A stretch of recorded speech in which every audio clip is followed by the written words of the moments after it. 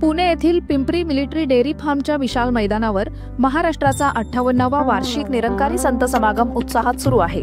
शुक्रवारपासून सुरू झालेल्या या 3 दिवसीय संत समागमामध्ये महाराष्ट्राच्या कानाकोपऱ्यातून तसेच देश विदेशातून लाखोंच्या संख्येनं भाविक भक्तगण व प्रभुप्रेमी सज्जनांनी सहभाग घेतला आहे।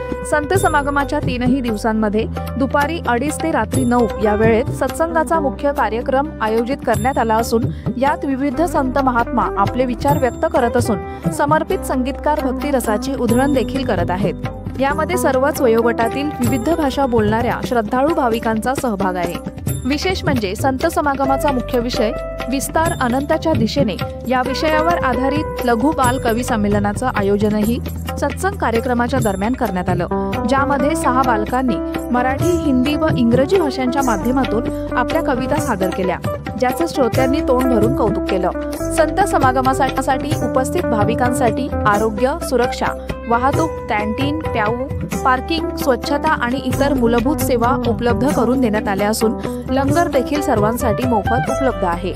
समागम मैदानावर निरंकारी मिशनचा इतिहास उलगडणारी प्रदर्शनी व लहान मुलांवर संस्कार घडवणारी बाल प्रदर्शनी सर्वांच्या आकर्षणाचा केंद्रबिंदू ठरत आहे।